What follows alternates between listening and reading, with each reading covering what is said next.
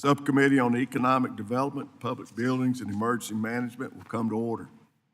I ask unanimous consent that the chairman be authorized to declare recess at any time during today's hearing.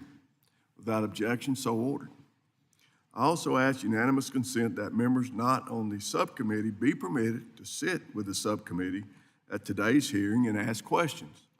Without objection, so ordered. As a reminder, if members wish to insert a document into the record, please also email it to documentsti@mail.house.gov. I now recognize myself for the purpose of an opening statement for 5 minutes. I want to thank our witnesses for being here today to discuss how we can make federal real estate work for the American taxpayer. At the beginning of last Congress, this subcommittee hosted a roundtable with industry stakeholders to help members better understand current market trends in office space and how to right-size the federal real estate portfolio.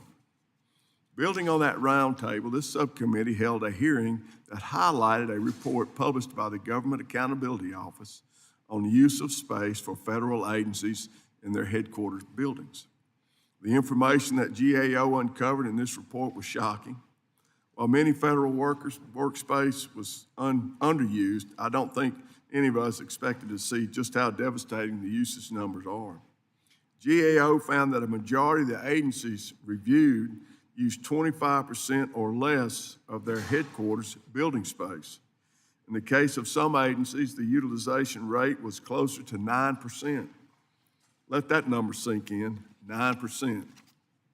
Even under the Trump administration's return to the office directives, we know there will be unused space because in the same report, at least one agency admitted that even if 100% of their employees returned to the office, 33% of their space would still be empty. As Mr. Maroney has testified in previous hearings, the federal government spends $2 billion a year to operate and maintain federal office buildings, regardless of whether the building is being used. This means that American taxpayers are literally paying billions for federal office space just to sit empty. In response to the findings from GAO, subcommittee members put forward a slate of bills to improve the use of office space, increase the transparency, and hold agencies accountable. Two key pieces of legislation enacted included, first, the Use It Act, which sets targets for space usage, requires deployment of technology to count actual employees using government space, and establishes timelines, meaning if agencies don't use their space, they'll lose it. Secondly, the FASTA Reform Act strengthens the authority of the Public Buildings Reform Board to identify federal properties that should be sold. On January 5th, 2025, these reforms and others put forth by committee members became law as part of the Water Resources Development Act, or WRDA, of 2024. With some deadlines in those reforms approaching quickly, I look forward to working with GSA, OMB, and the Public Buildings Reform Board on WRDA implementation. I am pleased that Trump administration hit the ground running by identifying the waste in federal real estate and promptly taking action to ensure that taxpayer dollars are not wasted on empty buildings. This is not a partisan issue. Even the mayor of Washington, D.C. has highlighted the negative impact of empty federal offices on the local economy here in D.C. American taxpayers expect Congress to hold the federal government accountable for all of its wasteful spending, and I look forward to working with the Trump administration to achieve results for our constituents. Getting a handle on waste in federal real estate can save the taxpayers billions of dollars annually. Members of both parties should be supportive of this goal. I now recognize Ranking Member, Honorable Mr. Statton, for 5 minutes for an opening statement. Thank you very much, Mr. Chairman. And before I talk about the issue at hand, I just want to speak on behalf of all members of Congress that are present. We lost a colleague last night. Our colleague, Sylvester Turner, brand new Congress member representing Houston, the former mayor of Houston, and before that, a member of the state legislature, sadly passed away after the State of the Union. And I just I've known him for many, many years as a former mayor myself. In fact, he and I had a chance to work together when Houston hosted the Final Four, and then Phoenix was the next city to host the Final Four the next year. So he trained me up, if you will, on how to be a good host for the Final Four. He is a legend of public service in Texas, and we are glad to have the time that we had with him here in the United States Congress. We offer our condolences to his family and to all of the people of Houston. We will miss him. Today we're here to talk about the General Services Administration's Public Building Service. GSA is the agency in charge of managing government buildings, essentially the federal government's real estate agent. Now, many public buildings are underutilized. That is a sentiment shared by both Republican and Democratic administrations in the past. But rather than going through a proper channels to measure building utilization, the Trump administration moved straight to the lease termination and building disposal stage, announcing plans to dispose of more than 400 buildings and terminate 2,500 leases, more than half of the GSA's real estate portfolio. To be clear, this Congress, in a bipartisan way, agrees that we need improved efficiency. In fact, as the chair mentioned, the 2024 Water Resources Development Act, which was signed into law by President Biden in January, directed GSA, the Office of Management and Budget, and federal agencies to measure building utilization over a 2-month period and dispose of space if utilization was below 60%. There is a logical and orderly way to do this, but the Trump administration clearly has no intention of following the word of directive. Instead, there has been mass confusion. Landlords are getting termination letters that their tenants know nothing about. Parties in the middle of lease negotiations don't know what to do. These space disposals are happening at the same time President Trump has mandated a return to work for all federal employees.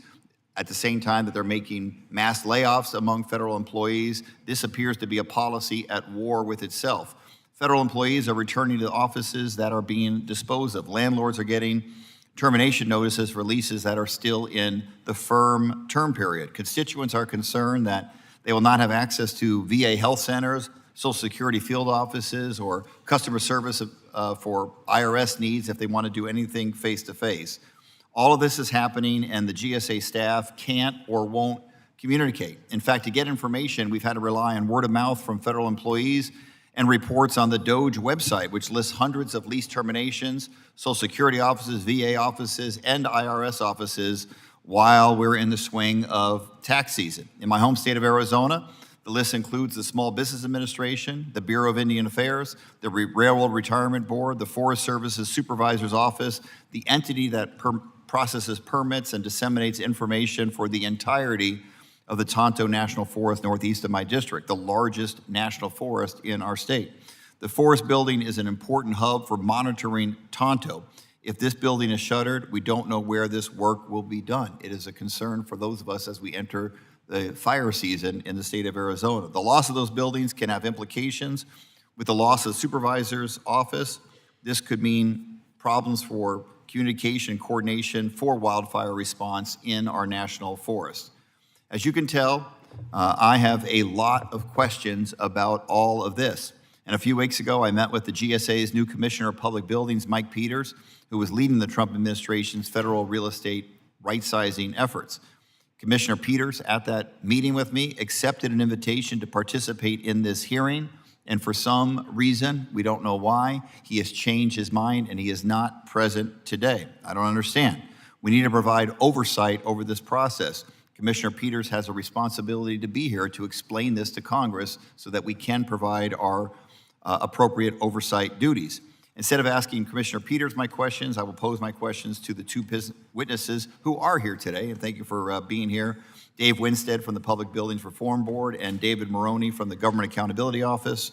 Mr. Maroney, thank you for testifying before the subcommittee and sharing your research and knowledge of federal real estate. I admire your fortitude. Mr. Winstead, thank you for your public service on the Public Buildings Reform Board, and I look forward to hearing how the board identifies underutilized federal assets and how the process of recommending disposals to GSA and OMB can be improved upon. Thank you, Mr. Chairman. I yield back. Gentleman yields back. I now recognize Mr. Larson, the ranking member. Thank you, Mr. Chairman. Congratulations. You have now two chairmanships on this. I'm telling you. Congratulations. I want to thank Ranking Member Stanton as well, and thank you for holding this timely hearing on the state of the federal real estate. So recent administration actions to reduce both telework and the federal real estate footprint have created confusion and upheaval within the federal real estate landscape. And the proposed changes have the potential to have a negative impact on the workforce, on communities where the workforce lives, the private sector landlords, and on construction contractors. Now, the GSA owns 1,500 buildings and has about 7,500 private sector leases. And according to press reports, the administration plans to reduce GSA's owned and leased portfolio by 50%. In justifying this push for property disposals, GSA's new Public Buildings Commissioner has pointed to, quote, guidance from the 2024 WRDA bill, which many of us worked on. But WRDA did not direct the GSA to jump immediately to large-scale disposals.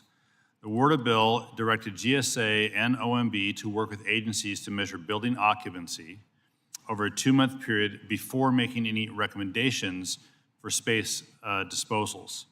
Congress gave GSA steps 1 through 5, but GSA is skipping from step 1 directly to step 5.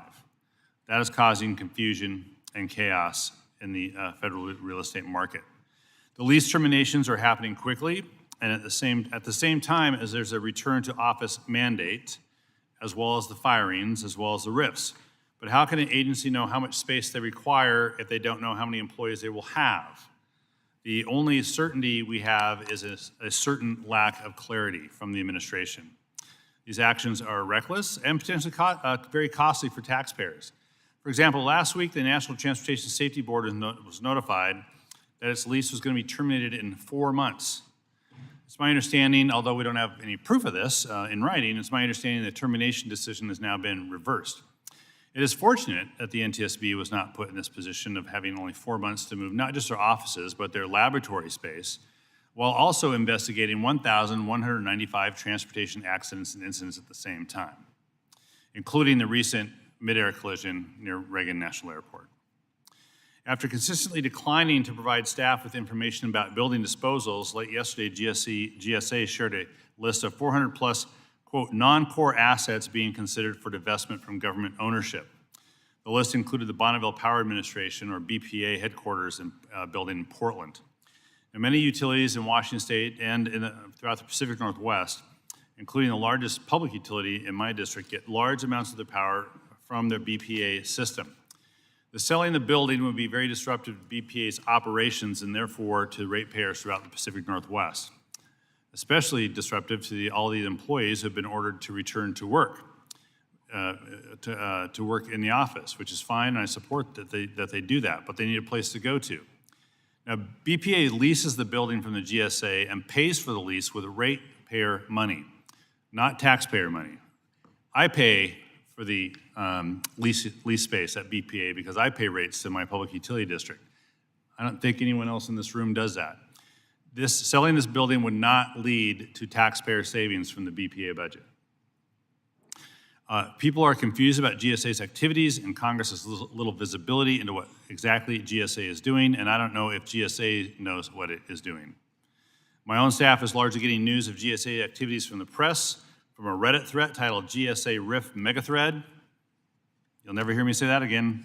And occasionally from ex-GSA employees. One building owner was told that GSA was terminating a lease, but because that lease was still in its because the lease was still in its firm term, GSA was obligated to pay for the space until 2029.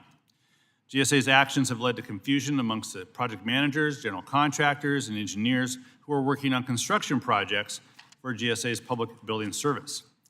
GSA recently rescinded the P100 facility standards, which established the design, architecture, engineering, fire protection, historic preservation, and performance requirements for new buildings and major repair and alteration projects. How does this rescission of the design standards impact construction and renovation projects? Do they need to be redesigned? Do contracts need to be redrafted? Delay and risk are challenging for contractors and expensive for the government and therefore for taxpayers. And on January 24th, GSA paused all acquisitions and lease activities, including the National Deep Energy Retrofit Program.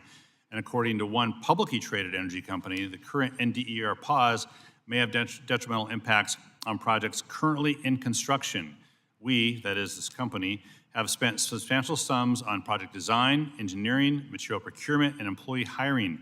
A prolonged pause of these projects will negatively impact business investment and chill business certainty. So I too am disappointed that Mr. Peters is not with us today, but I do have some questions that we are sending to him. If agency headcounts are in flux, how does GSA know how much space agencies need?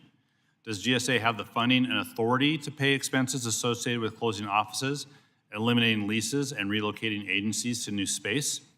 As GSA cuts its own budget and staff, who's going to do the labor-intensive work of terminating leases and relocating agencies? Is GSA going to hire contractors to replace federal employees? So Director Maroney and Mr. Winstead, I hope you can answer some of these questions. I don't expect you to be able to answer all those questions, but based on your experience, I hope we can get some insight into that. I look forward to your testimony and hope you'll be able to answer some of my questions. And with that, I yield back. Gentleman yields. I would now like to welcome our witnesses and thank them for being here today. Briefly, I'd like to take a moment to explain our lighting system to our witnesses. There are 3 lights in front of you. Green means go, yellow means you're running out of time, and red means conclude your remarks. I ask unanimous consent that the witness's full statements be included in the record. Without objection, so ordered. I ask unanimous consent that the record of today's hearing remain open until such time as our witnesses have provided answers to any questions that may be submitted to them in writing. Without objection, so ordered. I also ask unanimous consent that the record remain open for 15 days for any additional comments and information submitted by members or witnesses to be included in the record of today's hearing. Without objection, so ordered. As your written testimony has been part of the record, the subcommittee asks that you limit your oral remarks to 5 minutes. With that, Mr. Maroney, you are recognized for 5 minutes for your testimony. Thank you, Chairman Ezell, Ranking Member Stanton, and members of the subcommittee. I'm happy to be here today to discuss GAO's views on how to make federal real property work better for the American taxpayer. For more than 20 years, we've identified the management of federal real property as a high-risk area in need of substantial transformation. The federal government has held on to too much space and has been too slow in shedding unneeded properties. Federal buildings are often in poor condition and not well configured for the modern workplace, and the data needed to make good real property decisions has often been unreliable, in some cases non-existent. The pandemic shined a spotlight on these long-standing problems and created a unique opportunity to right-size the federal government's property holdings. There have been important actions in recent years to take advantage of these opportunities, but progress has been slow. Agencies have stayed in a wait-and-see mode for too long. Since January, there has been a notable shift in momentum. GSA is now rapidly moving forward with plans to terminate leases and dispose of large amounts of federal real property. As it does so, it's important that GSA and other agencies balance the goal of speedy reductions with the need for deliberate planning and analysis to help ensure the most effective result for the American taxpayer. There are a lot of moving parts right now that will shape federal real property for years to come. First, the Trump administration's return to office policy and its planned reductions in force are still early in their implementation. By summer, there will be clearer information on the size and shape of the federal workforce and what that means for real property needs. Secondly, under the Use It Act, agencies are now required to measure building utilization across their portfolios for the first time. As a result, by this summer, GSA and agencies will have important new data to inform long-term decisions on the federal real property portfolio. Third, it will take time and money to move out of one property and to consolidate into another. GSA and other agencies need to think through which reductions to prioritize and a funding strategy to implement those reductions in a way that makes the most sense. Gauging how much space is really needed under new workforce policies and then proceeding with reductions in a deliberate and planned out manner could generate substantial savings and mitigate the risk of mistakes and unexpected mission impacts. In conclusion, right-sizing the federal government's real property holdings is long overdue. As GSA and other agencies move forward with reductions, they should do so deliberately and in a strategic way that balances speed and thoughtful analysis and planning. Doing so will best position the federal government to achieve the most efficient and effective result for the American taxpayer, while ensuring agencies have the right space to successfully carry out their mission. Mr. Chairman, that concludes my opening remarks. I'll be happy to take any questions. Thank you, Mr. Maroney. Mr. Winstead, you are recognized for 5 minutes for your testimony. Chairman Ezell, Ranking Member Stanton, Delegate Norton, who chaired the subcommittee when I was Public Building Commissioner, so good to see you again. I'm David Winstead, and I'm a member of the Public Building Reform Board. As I mentioned, I did have the pleasure of serving as Public Building Commissioner about 15 years ago. I wanted to thank this committee for creating this board, supporting its extension, which as a result, we're really realizing the potential to save billions of dollars for the federal taxpayer by recommending assets that are truly no longer needed to house federal employees and have value in terms of redevelopment on a local level. The board has independently analyzed 47 properties in a total of 35 million square feet. Our board is a very diverse board and very bipartisan board. Two former members of Congress, Nick Rahal and Mike Capiano, are members of the board. Myself, the former staff director of this subcommittee, and two major real estate executives that have holdings in New York City and around the country. And our strategy is really to right-size, help GSA, and with working with OMB to right-size the portfolio. We're reviewing these targeted buildings under the FASTA authority based on reinvestment needs, occupancy levels, building significance, as well as the mission of that agency. Consolidation recommendations will be targeted towards higher quality federal buildings that Congress has appropriated funds for, that we've had the opportunity to reinvest and have a longer life cycle, and also the flexibility of leased options during the interim of transition. We are reaching out to every member of Congress in the districts where these assets lie.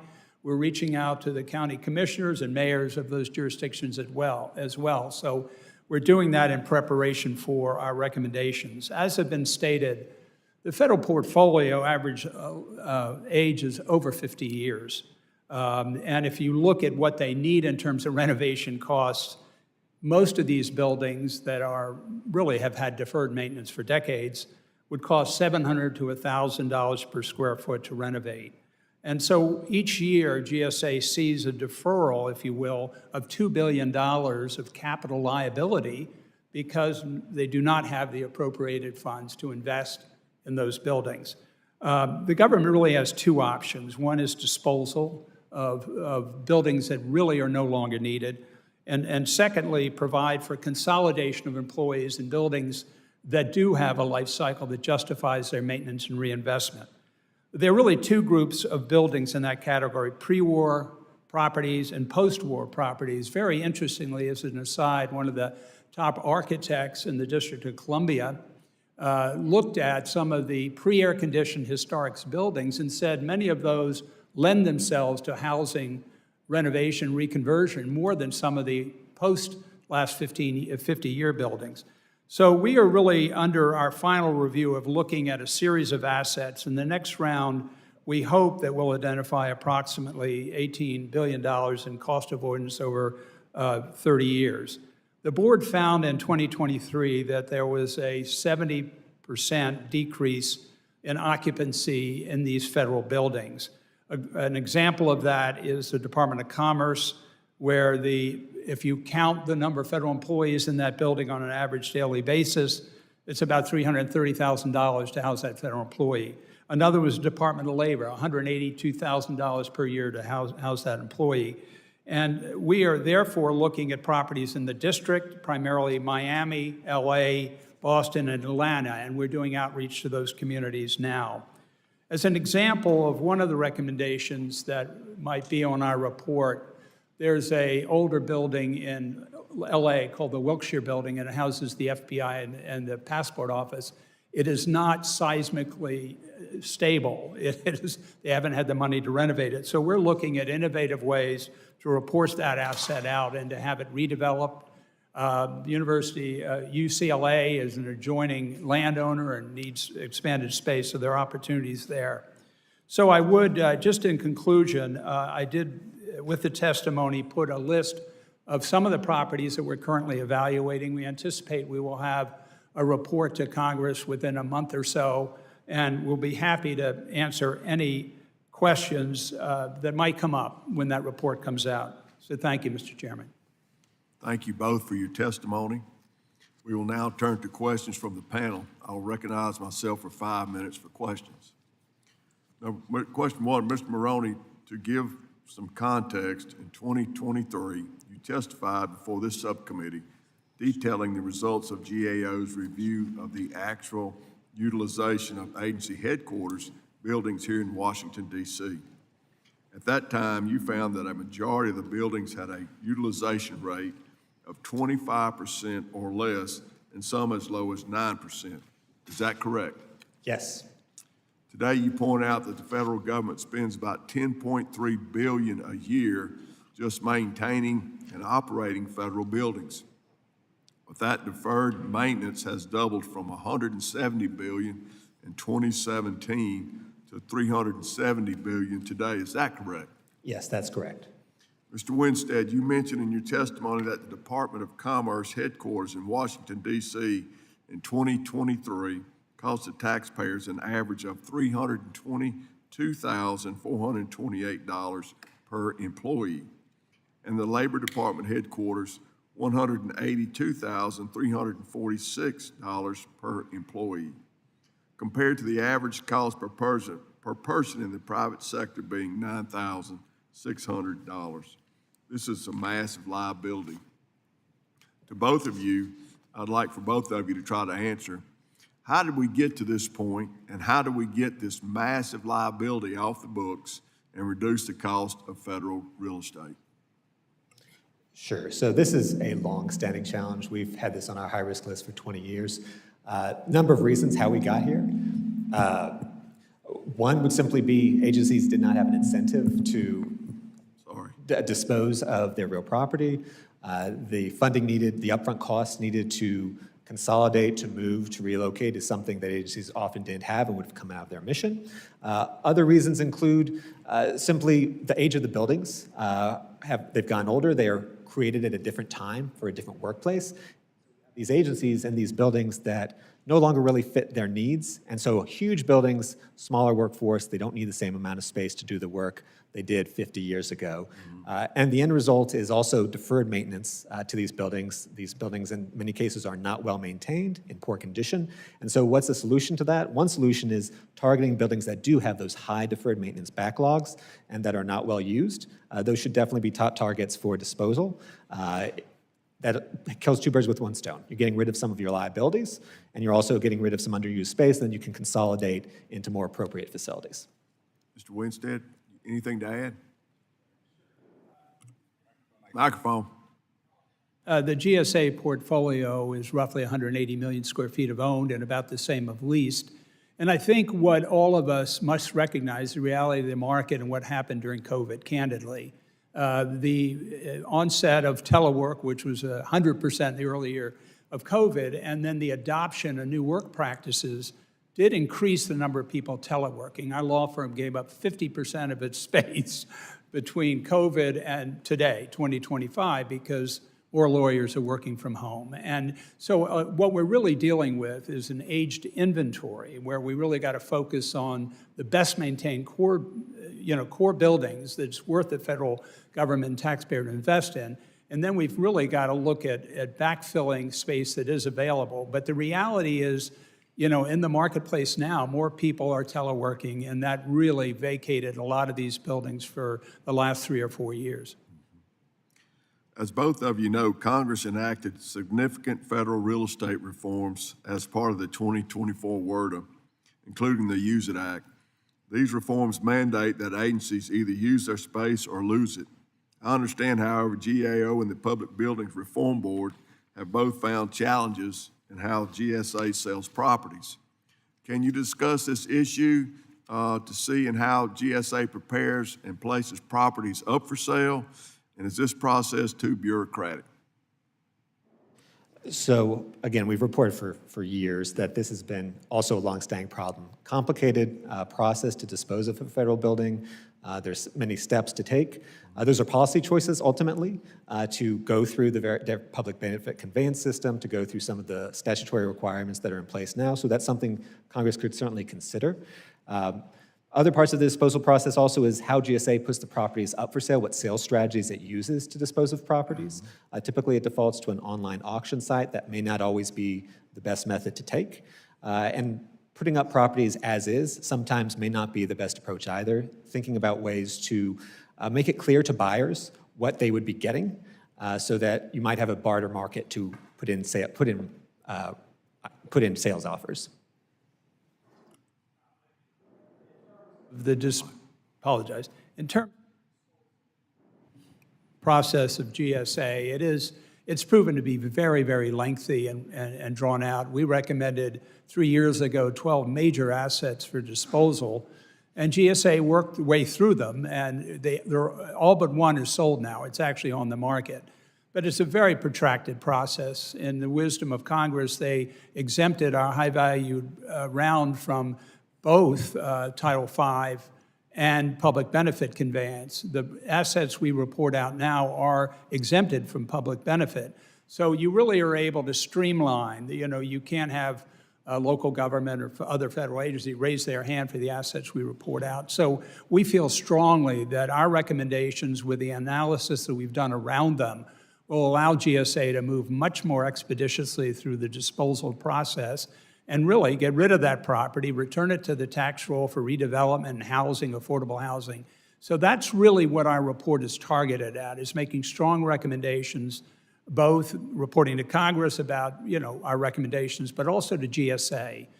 Candidly, I think many of the members of the board, two former members of Congress, are disappointed in some of the methods GSA's proceeded on. In reality, a public auction process is not monitored by the highest real estate interest and REITs and other investors in the country. They just don't look at a public auction site. So we're recommending to GSA, because of these complicated assets, some of the ones that we may report out here in the district are large, older buildings no longer needed, and there's a better way, more expeditious way to do it, and also in our judgment, bring in advisory groups to help them determine highest and best use and get the best value back. Gentleman yields. I now recognize Mr. Stanton for 5 minutes of question.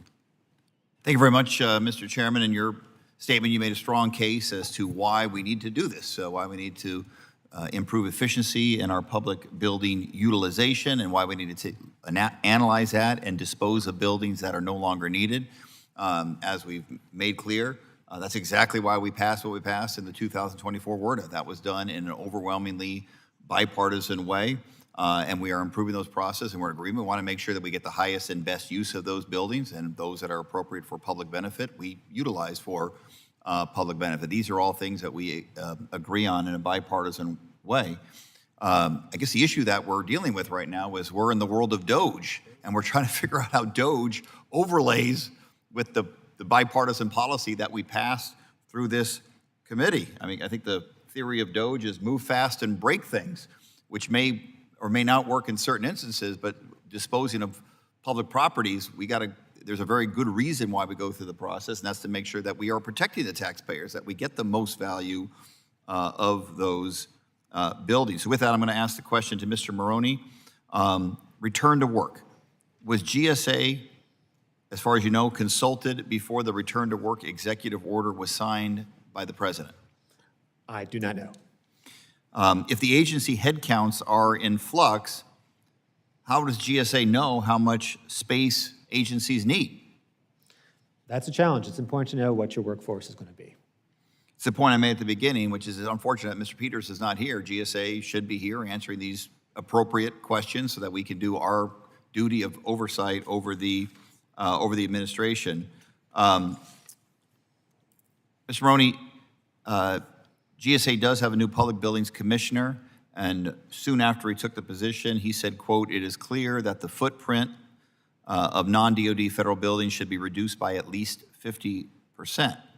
That's a pretty remarkable statement for being on the job for only a short period of time. How could the new commissioner possibly know that key information after only 4 days on the job? I don't know. It does take some analysis to figure out what you need. Have you personally seen any data that would lead you to determine that a 50% reduction was warranted? We have not done that analysis.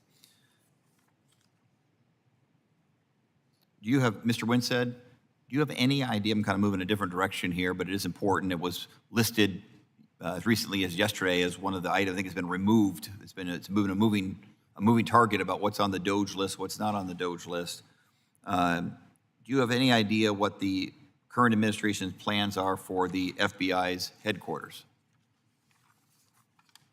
Congressman, I do not. The House is, I do not. I can't speak for GSA. Obviously, there have been plans and actions in the past to move the FBI headquarters to Greenbelt, Maryland, I guess is recommendation. I do not know what the current status is. Mr. Winstead, as you well know, based on your vast experience, not all federal space is the same. In addition to general office space, agencies have specialty spaces, science labs, warehouses, data centers, SCIFs, shooting ranges, and more. Should the federal government own should the federal government own specialty space and lease all-purpose office space, in your opinion? Congressman, yes.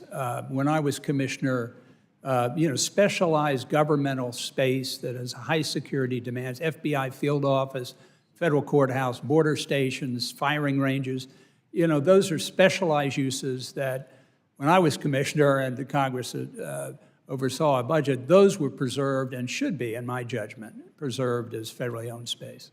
And many times a government agency that has long-term leases is going to make tenant improvements, major improvements, sometimes very specialized improvements because of the nature of the work that they do.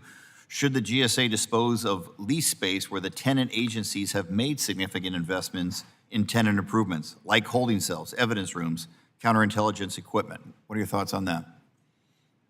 I think that in the decision about what the continued tenancy costs are, evaluating investment by that agency and the tenant fit-outs is very important. There are cases where specialized equipment has been paid for by the taxpayer through the agency's budget.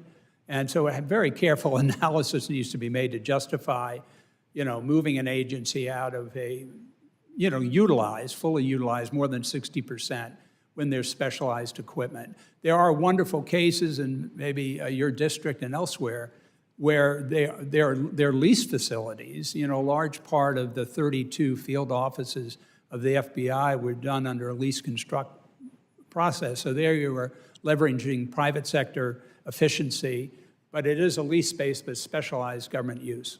All right, thank you very much. Let me just reiterate that. It is so important that Mr. Peters appear before this subcommittee. I'm going to ask Chairman and Chairman Peters as well to have another hearing as soon as possible so that we can get substantive answers on these very fair questions. A lot of angst associated with public buildings these days with return to work, termination, large-scale terminations, and the desire to sell off underutilized assets as quickly as possible. So GSA needs to be here ASAP. Thank you, Mr. Chairman. I yield back.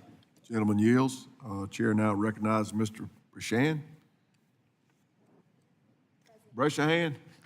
Thank you, Mr. Chairman. I didn't know if I heard a Barrett or a Bresnahan there. So, yesterday we found out that 3 federal buildings in my district are being considered for sale by the GSA and classified as non-core assets. 3 buildings. Roughly an hour ago, Bloomberg reported that the list of properties potentially for sale was taken off of GSA's website and the decision reversed. In my district, this list originally includes the Wilkes-Barre Federal Building, the Social Security Administration Data Operations Center in Plains Township, and a maintenance building in Wilkes-Barre. The Social Security Data Center employs nearly 1,400 workers, and I want to express my extreme frustration that I learned about this on the news, not from the GSA or the administration. Mr. Winstead, you had mentioned that you were going to be notifying members of Congress as to how the course of action would proceed. When was the member of Congress going to be notified that there could be implications to facilities inside of his district? Congressman, the list that came out of GSA that has now been pulled off the website was, as I understand it, I'm not speaking for GSA, was a result of a long-term review by the portfolio office. That is distinguishable. We hope that more assets will come our way to be considered under the more expeditious sales process of FASTA. But we were not involved in that side of it. But I will tell you, it's very important in any asset that comes through FASTA that we're engaging broadly with the community and, and listening to both the agency need in that location as well as engage with the elected officials on the local, state, and federal level. And I think that brings me to my next question is some of our concerns is we need the PBRB and the GSA to ensure the sale would support our local communities and not become a strain. And I'm very familiar with these two different physical structures, but definitely have grave concerns when this is kind of a shell shock and we're sprung into action behind the eight ball. So obviously, I know you're not speaking on behalf of the GSA, but would welcome another conversation to make sure that we're all lockstep on what the future plans are for these buildings. My next question for Mr. Maroney, the Director of Physical Infrastructure, correct? Correct. You had mentioned in your testimony about some deferred maintenance costs on the facilities.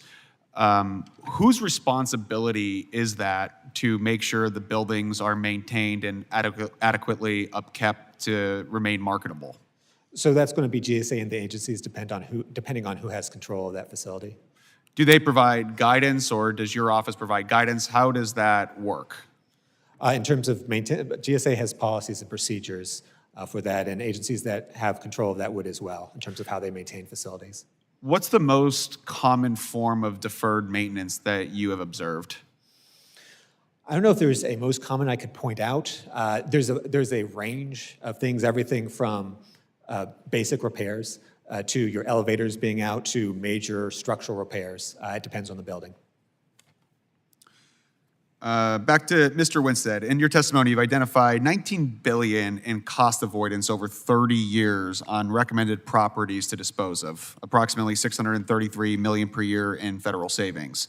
How does the annual cost savings compare to impacts on local economies and services like Head Start or other benefits within the community?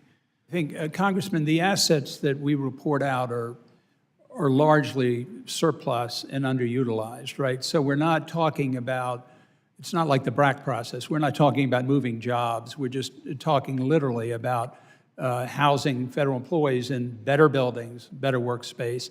So I think the real opportunity for the assets that we're looking at and will be reporting to Congress, number one, everybody will be notified and all their input will be considered.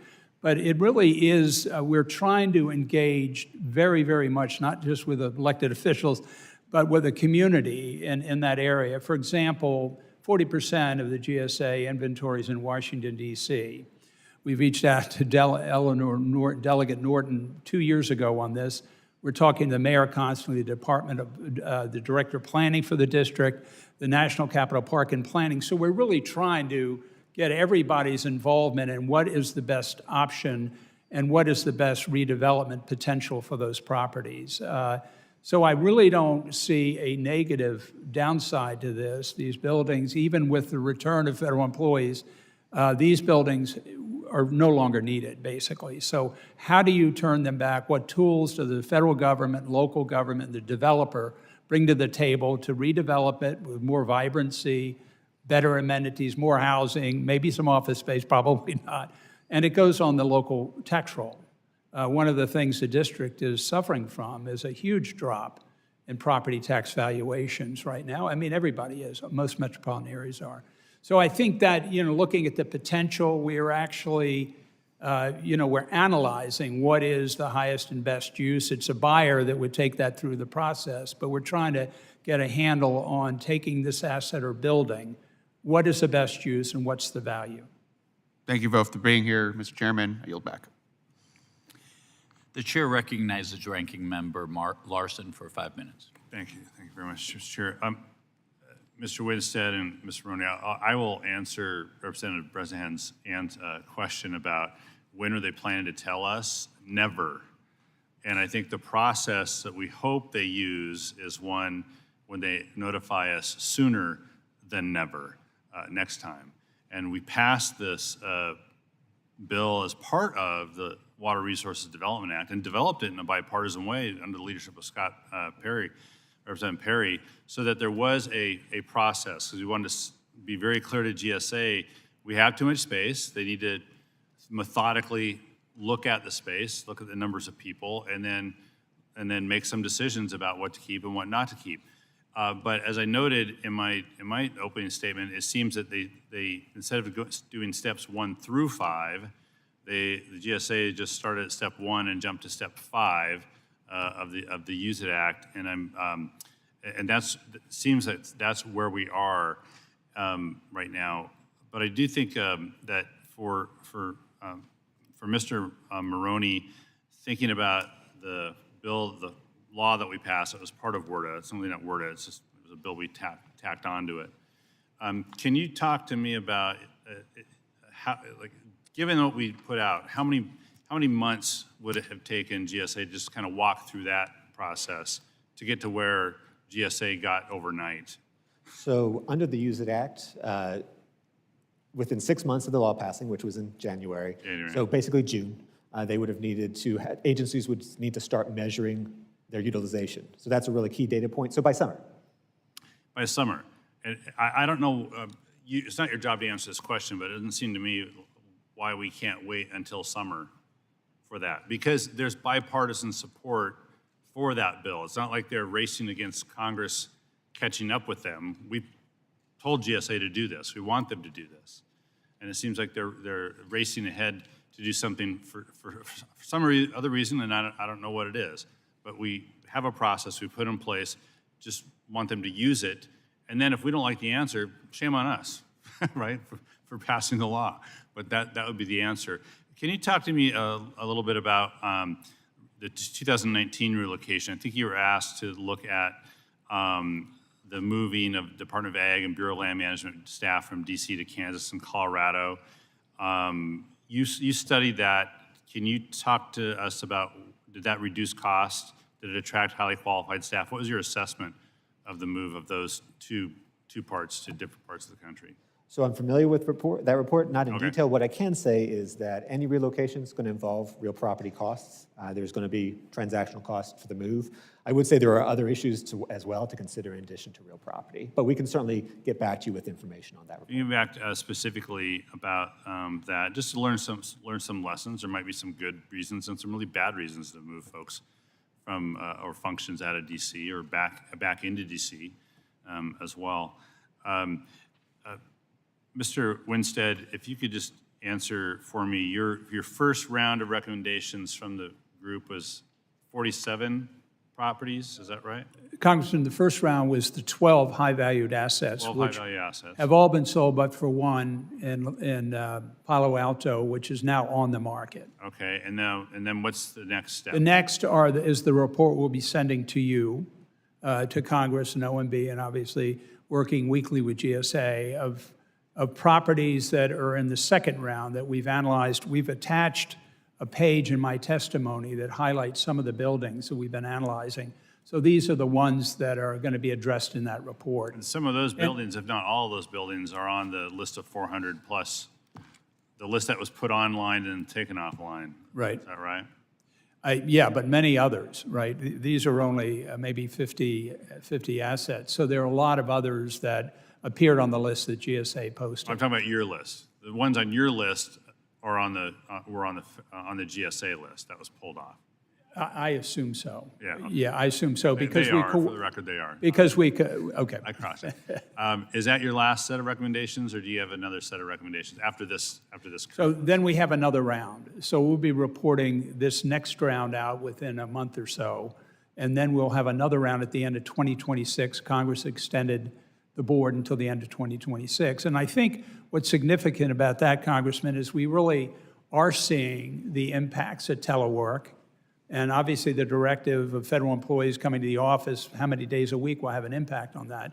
But I think 2 more years will give us even more time to look at assets in more detail. And then in that last round, really recommend properties that are no longer needed. And we do have the authority. Thanks. I'm right on time. I just want to just know, like, this spaghetti on the wall approach is just not working for the administration. But if they worked with the law that we passed, they work with you all, I mean, by the end of 2026, we will all have a fairly decent story to tell about the amount of leased space and owned space that we got rid of. It may not be what everyone wants, but we'll all be able to tell that story and make it a good story, and it'll line up with the numbers of people that we're expecting to come back into offices as well. It's flummoxing to me why there's this headlong rush from the GSA to do these things that they're having to pull back on anyway. We can help them do that. We're committed to the law we passed. So I would just note that and yield back. Well, I do think that the word of, I have to yield back, so yeah, thanks. Yeah, the chair yields to himself 5 minutes. Mr. Maroney, the GAO's 2023 report found that 17 of 24 agency headquarters buildings were operating at 25% or less capacity. What structural or bureaucratic barriers do we have that prevent agencies from consolidating or relinquishing underutilized spaces? I mean, in terms of consolidation, the main factor is just having the planning and the funding to do it.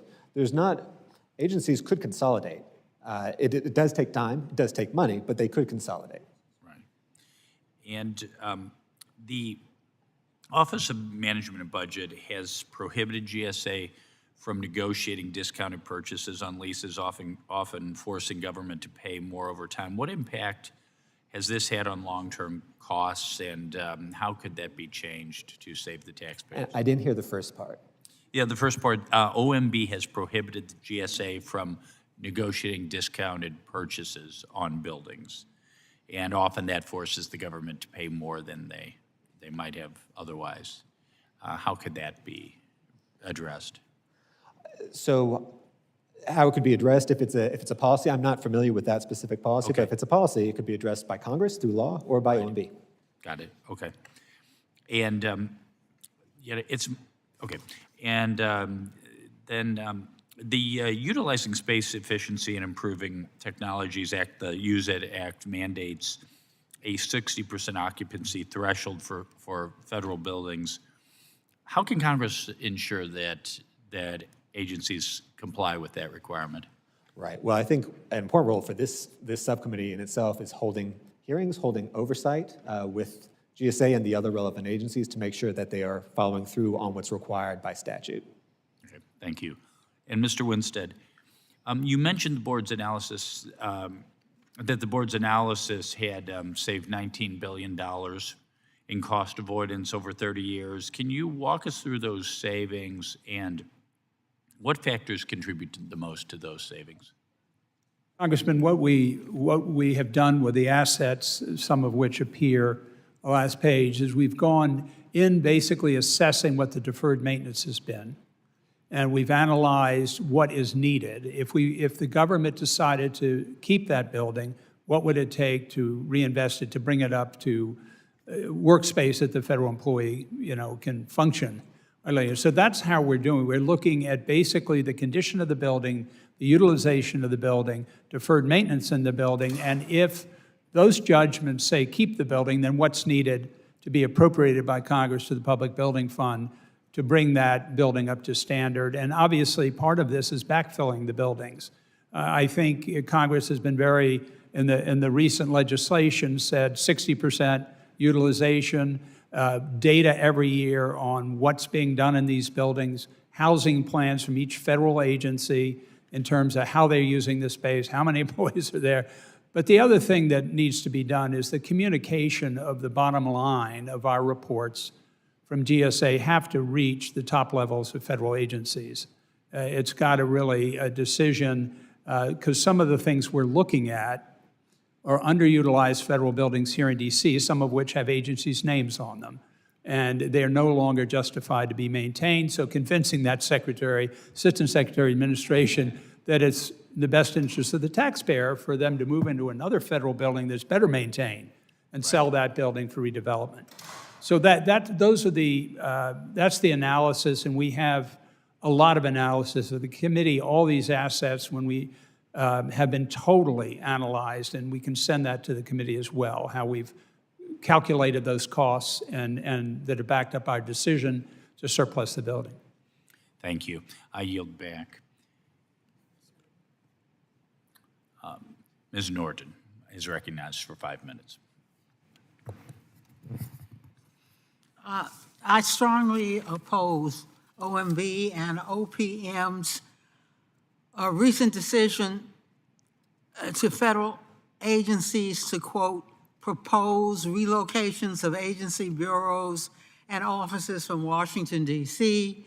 and the National Capital Region to less likely parts of the country, end quote. I also strongly oppose the many bills that have been introduced this Congress to relocate the headquarters for federal agencies in the National Capital Region to outside the National Capital Region. These relocations, as we saw during the first Trump administration, would harm the operations of these agencies and waste taxpayer dollars. They would also harm the economy of the National Capital Region. On Monday, I introduced a bill to prohibit such relocations. However, there are specific federal buildings in D.C. the GSA should dispose of and move the employees from those buildings into other buildings in D.C. These disposals would save the federal government money, generate tax revenue for D.C., increase housing supply in D.C., and create new mixed-use neighborhoods in D.C. Congress has passed many of my bipartisan bills to transfer unused and underutilized federal buildings and land in D.C. to the D.C. government or the private sector, including the Webster School with Chairman Perry, what became the Wharf and the Yards, and most recently the RFK Stadium campus. I first introduced a bill in 2014 to facilitate the redevelopment of the Southwest Federal Center into a mixed-use neighborhood. Mr. Weinstead, please discuss the opportunity to dispose of federal buildings in the Southwest Federal Center to create a new mixed-use neighborhood and connect the National Mall and the Wharf. Delegate Norton, as you know, because it's in the report and we've briefed you, there are a number of buildings that are, Forrestal Building is the building right on L'Enfant Plaza, but there's the Witten Building, the Agriculture South, that many of the people that have looked at it that are still very underutilized, and a lot of the NCPC, the mayor's office, your office, and Department of Planning for the district have looked at it, and I think it's a wonderful opportunity to basically begin, as many people view it, opening up the mall to the waterfront. The Forrestal Building is one of those where it's costing $130,000 a year to house the federal employees that show up. If you were able to take down the Forrestal Building, it would develop, there'd be 4 parcels, there are ways to develop it for affordable housing, for mixed use, for amenities. But one of the visions that architect at SOM has is it would really create a connection between the mall and the waterfront. He described it as sort of the Spanish Steps of Washington, D.C. You would get out the end of L'Enfant Plaza and you could go down the steps and get over to the waterfront. So these are some of the visions that are options, if you will, that need to be studied carefully by the Department of Planning for the district, by NCPC, but that's happening. ULI has advised our board on some of these options. So I think it's, in that case, it's very exciting. You're taking grossly underutilized buildings. There are other opportunities to redevelop them if they're historic. One of the buildings in Southwest has already opened as a residential building. It was an historic building. So I think that there's some great opportunities. We're working closely with all the players in the district in terms of what the impact of surplusing these properties are, number one, the timing of them. There is concern generally that we don't want to, all these assets shouldn't come on the market at one time. They should be reported out, but maybe a phasing. Southwest assets I've just mentioned near agriculture are a first phase in my judgment. But so I think I think some very exciting things that people are envisioning. We have developers that have advised through ULI and NCPC, and I think your staff's probably seen those reports. Mr. Weinstein, how would the disposed of federal buildings in the Southwest Center positively impact federal taxpayers and the federal government? Well, the board makes its recommendations to GSA, and their disposal division is the one that handle them. But we have in the past and will continue to make very specific recommendations of how they could be surplused and sold for redevelopment in a phased way. The other thing the board, seeing as we have a couple of major real estate people, just understanding what the highest and best use of that asset is. Really saying, what is it? Is it some residential? Is it some museums for the Smithsonian? In terms of the Forrestal Building, it's adjacent to Smithsonian. So, and how do you phase it? What should be brought to the market first? We'll be working closely with Director of Planning in the district and others to try to help and support that. It's really their actions. Our report and our action is really reporting them out. But we're looking at phasing. We're looking at engaging users, investors, and getting their best ideas. The gentleman from California, Mr. Kiley, is recognized for 5 minutes. Thank you, Mr. Chair. I don't know that there could be a more potent symbol of government waste and inefficiency than the spectacle of federal office buildings just sitting there empty with taxpayers footing the bill. I'm seeing that GSA manages more than 8,300 owned and leased assets totaling over 365 million square feet. That's easy to remember. It's 1 million square feet for every day of the year. That the cost of operating, maintaining, and leasing office space costs $8 billion annually. And yet, a report last year showed an occupancy rate, an average building occupancy rate of just 12%.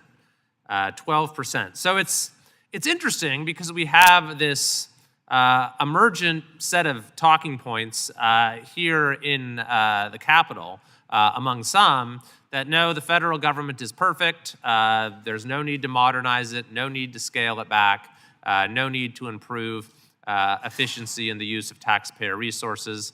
And then you can view alongside that sentiment this picture of all these federal buildings just sitting there being paid for with no one in them. We even have reports of shadow or dark space in federal buildings and leases, which are just not used at all and not even assigned, simply just sitting there. This is something that American taxpayers have every right to be outraged about. And I think that, Mr. Winstead, you put sort of a cost per employee on office space for some departments. Would you mind repeating those numbers?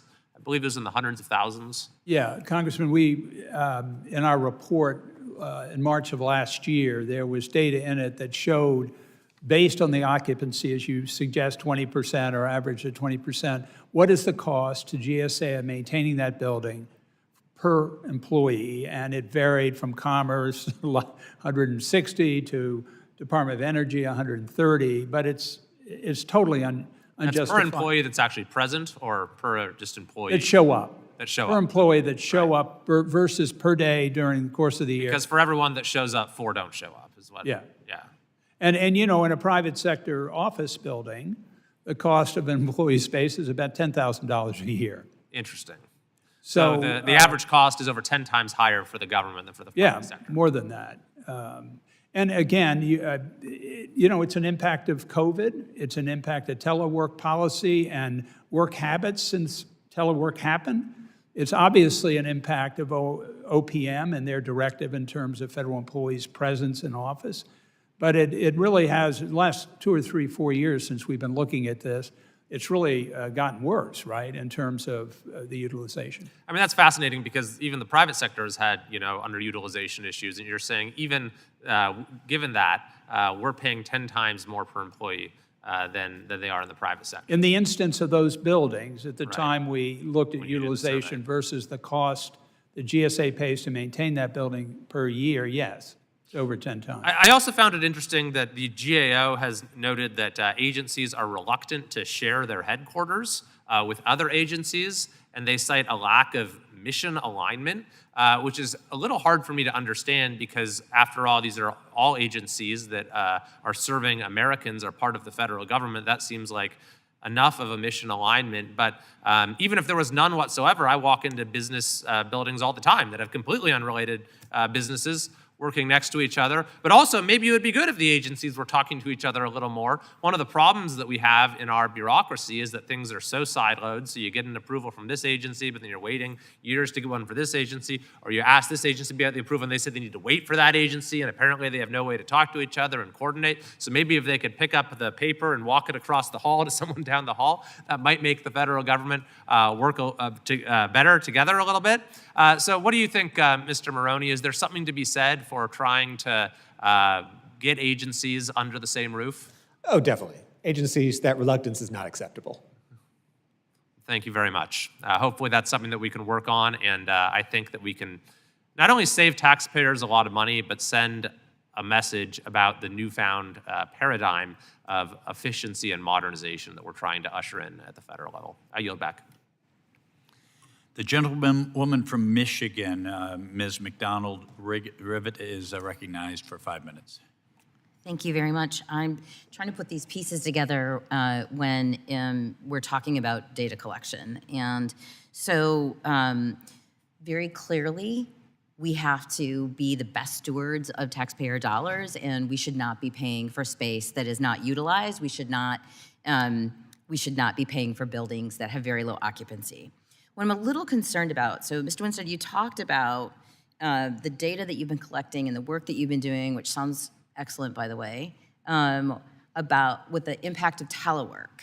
But we're seeing return to work. We're seeing telework ended very abruptly. And just this week, we're starting to see reports in the news that are talking about the messiness of that due to poor planning. We've got workers showing up in places where there's no desks, no Wi-Fi, no lights, and there's a lot of chaos that's happening right now. So I'm really encouraged, Ms. Maroney, when you were talking about the collection of data, that we should be able to have something solid to work from. But when I think about the data that you are both talking about over the last several years, as well as what's being collected right now, when we've got mass chaos on the return to work policy, how isn't the data you're collecting now going to be somewhat invalid 2-3 months from now? Isn't there a place where, in the best interest of efficiency and saving taxpayer dollars, we want to be logical and methodical in this? What validity will your data have this summer with so much chaos in the landscape right now? You need good data to make good decisions. That's been a problem in real property for a long time. And with the Use It Act, there is a chance to have utilization data for the first time. When we did our study in 2023, we could only really do headquarters buildings because once you get outside of the National Capital Region, that data really didn't exist. So the Use It Act is a really important step to both set benchmarks and get the kind of data you're describing. And that data is really important if you're deciding what buildings to dispose of, because understanding the utilization profile is really essential in addition to knowing how many people are going to be coming into those buildings. Of course, no argument here. My question is around the data collection. So as we are seeing a little bit of a hiccup around this return to work, how are those data collected? And in what timeline? So can you really count utilization if people are in offices where there are no lights or no Wi-Fi as we try to work through this? So under the law, agencies will be required to at least use badging data, swipe data. So understanding the problems you're highlighting for people working in those spaces if they don't have I'm sorry, them. sir, but over what time period? Pardon? Over what time period? Over what time period? The badging data, I believe they are required to start measuring in 6 months, so June, summer. They start measuring in June? Yeah, they have to start measuring in June and use at least badge swipe data. They can use other technologies as well. That's part of the law. But badge swipe data would allow you, if someone's coming into the building, regardless of the quality of the workspace they're in, it would give you a sense of how many people are coming into the building. Okay, thank you. I yield back. The gentleman from Alabama, Mr. Figures, is recognized for 5 minutes. Thank you, Mr. Chair. Mr. Maroney, I think most of my questions will be for you. And I just want some clarity because I'm down in Mobile, Alabama. That's where I'm from. My district covers a few other cities, including Montgomery, Alabama. But we hear through media reports of different facilities being identified. Some are on the DOJ list, some are not on the website. And so in hopes of getting some clarity around the process, how these decisions are being made. I'm hoping that we can get some understanding here. Do you personally communicate with anybody on the DOGE team? With personally communicate with DOGE, we have not. Oh, is that just for you and your component office, or is that for the entire organization? So GAO, I know, has had some limited interactions with DOGE, but in our overall work, most of our work is with GSA, since they're the action on federal property. Right. But during the GSA process for acquisition, you guys are in contact with GSA? For any of our audit work that's on federal property, we're almost certainly going to be in contact with GSA. And before the DOGE process, did you guys have a role in the, let's call it, getting rid of any physical property? So our role is to investigate and look at ways to do disposals more effectively and efficiently, just overall government operations more effectively and efficiently. So we have been involved over the years in looking at this challenge of underused space, of how to dispose of that property and right-size real property holdings, but as an independent auditor, not as involved in the decision-making process. Got it. But you guys have that expertise and that We do have that background in expertise. terms of investigating. Yet you guys are not being consulted in the process currently. No, although we typically would not be. We're not involved in executive branch decision-making, so we ask questions based on our audit objectives, and we want information back on those questions, but we aren't involved in the decision-making process. Absolutely. And Mr. Winstead, I do have one for you as well. As we're making these, my concern is that these decisions are being made so fast, and I'm in, I think, the same boat as everybody. I don't think anybody wants us to be sitting on unused real estate and paying for it. But I get the feeling that these decisions are being made so fast and so just in such a rush that there is not sufficient investigation going on or sufficient collaboration going on in terms of what are the long-term needs or what are the possible needs of leases that we're terminating. And I'm also, we're getting reports that DOGE is saying that they terminated leases that were terminated months ago, if not years ago, before the Trump administration came in. And so it just leads me to being very concerned about communication and streamlined communication as the decision-making process is going forward with which leases to terminate. Again, if we don't need it, we should terminate it. But can you talk to us a little bit about the suggestions that you would provide in terms of making sure that the decision process is being as informed as it can possibly be? Sure.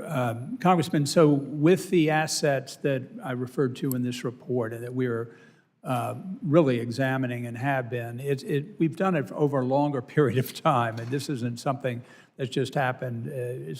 We've really been looking at it for 2.5 years.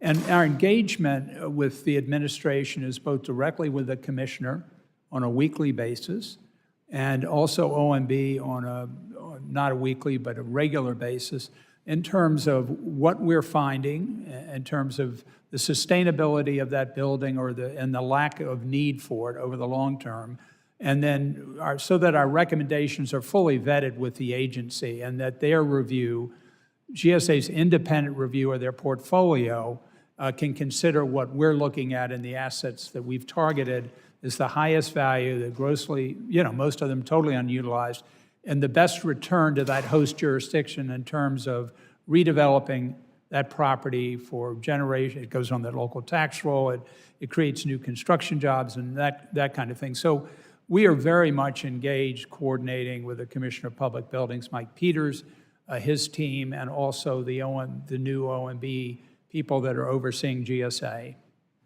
Thank you. Mr. Speaker, I yield back. Or Mr. Chairman, I'm sorry. The chairman recognizes the gentleman from Tennessee, Mr. Cohen. Thank you, sir. I was watching my television and I saw Mr. Stanton asking questions about this issue, and it's something that concerns me because I was informed by my staff yesterday that they got some Bloomberg report that showed that the GSA and Mr.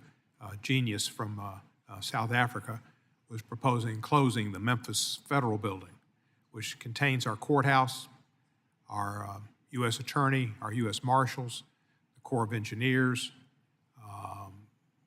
probation office, and my office. So it came as a bit of a shock to me.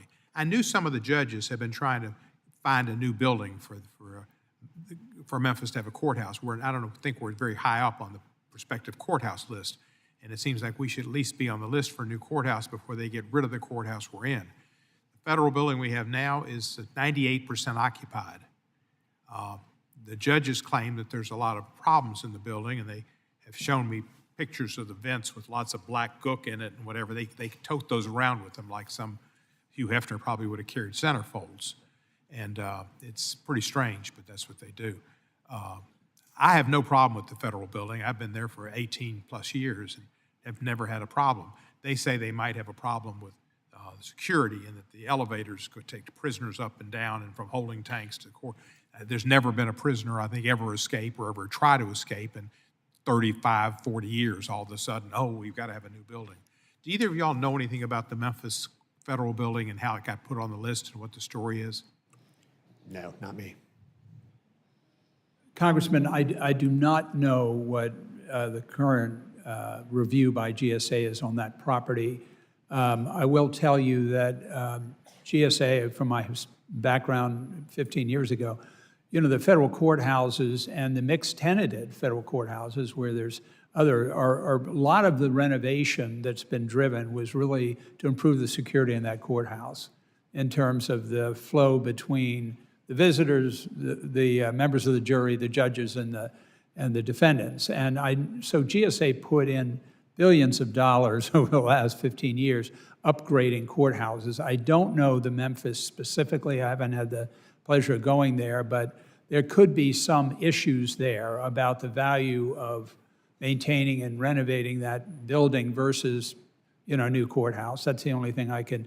But, you know, at 95% occupancy, I mean, that's a utilized building. Right. I mean, that's highly utilized, so it's not on the parameters that the committee and the new legislation directs that, you know, it's higher than 60%. But there could be some rationale about the safety of that building because of the court function and the need to separate. The older courthouses do not have the separation that the newer courthouses do. So, yeah. Well, it's more difficult to get into the building with the security we have and the limited entries they have now than it would be to get into Charlie Palmer's giving steak away. Charlie Palmer's isn't here anymore, Capitol Grill or whatever.